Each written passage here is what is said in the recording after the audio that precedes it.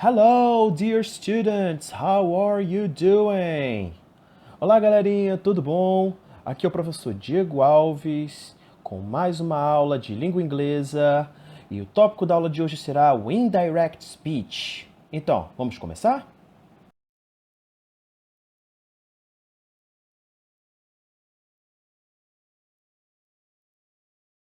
Bem, vamos começar com a seguinte pergunta: o que você lembra ou sabe sobre indirect speech? Você lembra de alguma coisa? Você já estudou? Tente lembrar aí, antes da gente começar, aquilo que você já conhece sobre o tema. Pause o vídeo e pense um pouquinho. Aí depois é só continuar.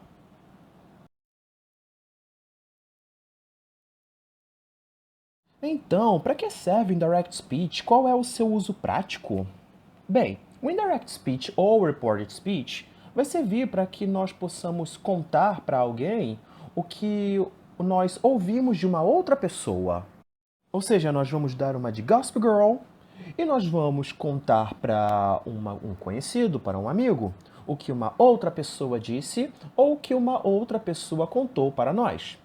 Então, geralmente, é comum que no indirect speech frases comecem com He told me, he said that, que vai servir justamente para nós esclarecermos que não somos nós que estamos falando, mas sim são as palavras de uma outra pessoa.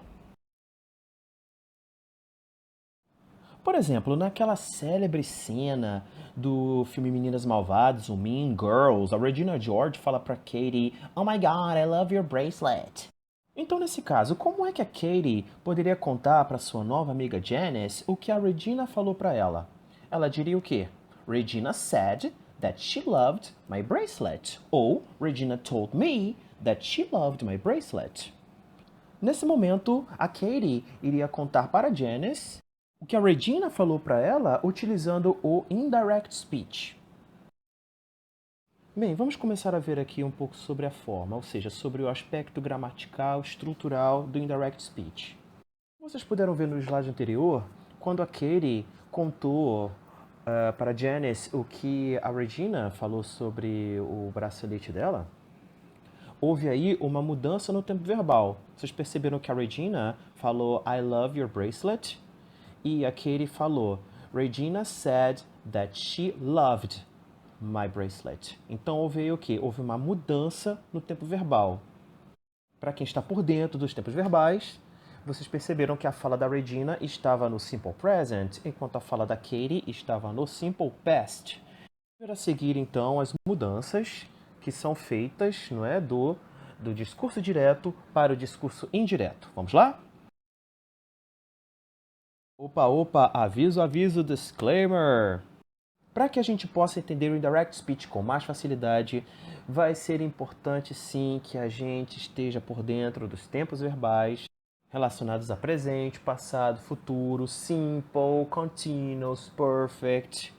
Isso vai ajudar bastante a gente a entender o indirect speech, justamente por conta das mudanças de tempo, por exemplo, de presente para passado, de present continuous para past continuous. Então é importante que a gente esteja por dentro desses tempos verbais para a gente entender melhor.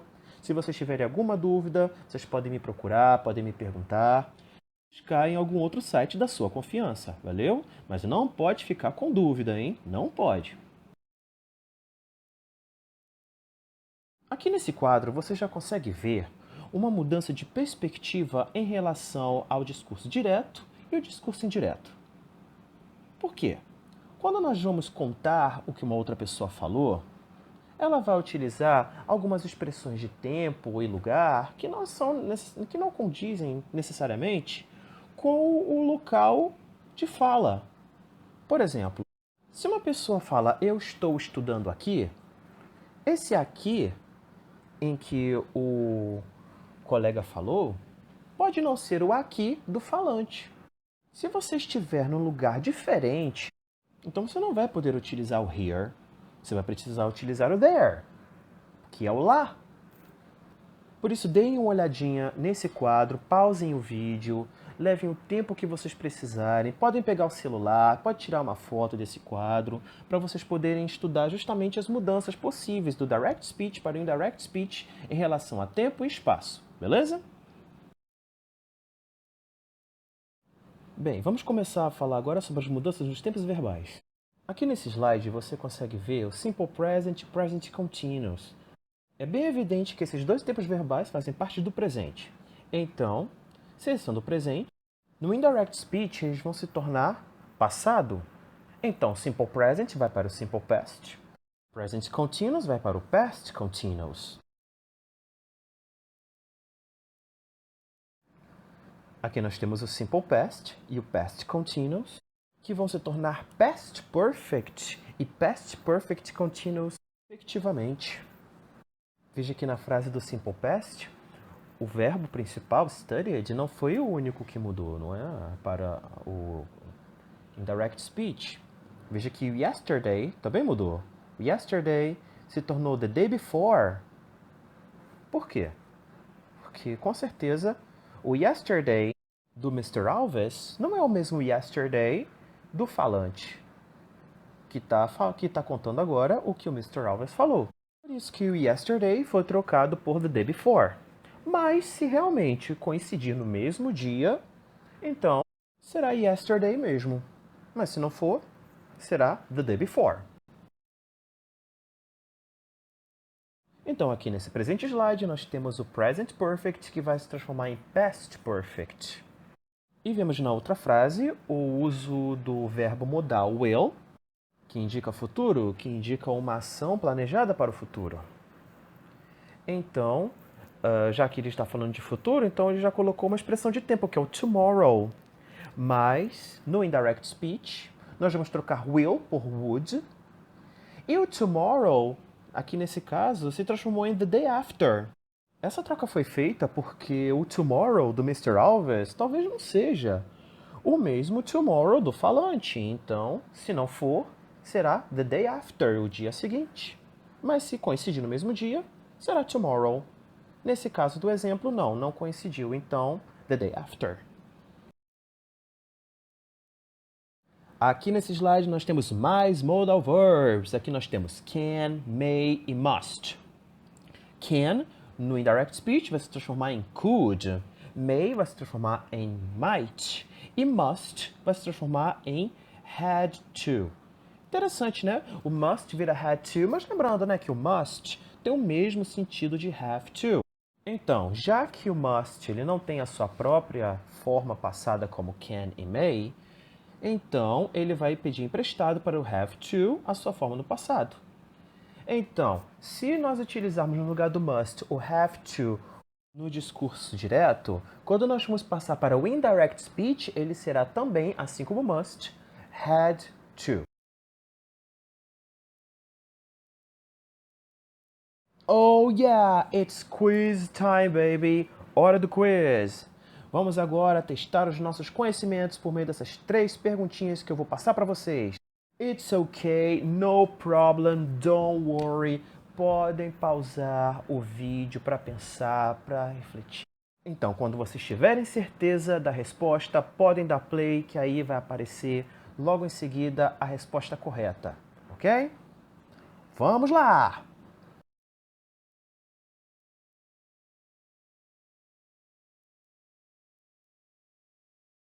É isso aí, pessoal. A resposta correta é a letra C. Didn't even go there. Vejam que a frase do Damien está no simple present. Então, no indirect speech, ela será simple past. Então, letra C. Letter C.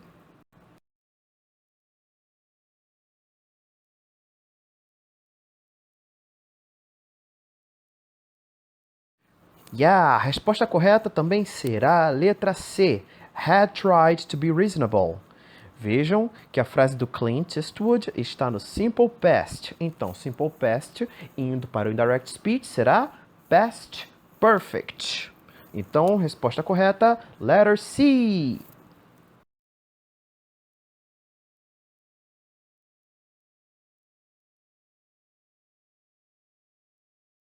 Ok, a resposta correta é a letra A.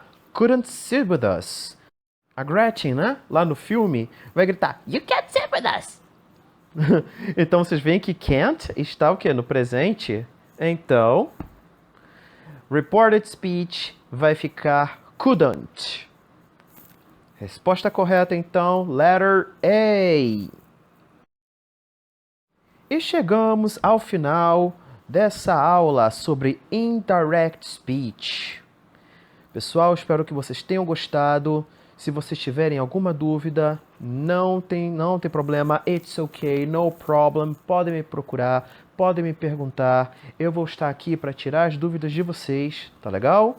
Então, só não pode ficar com dúvida. Aí vocês estão proibidos de ficar com dúvida. Ok? Vejam aí se vocês estão com alguma dúvida também em relação aos tempos verbais que foram trabalhados nos slides.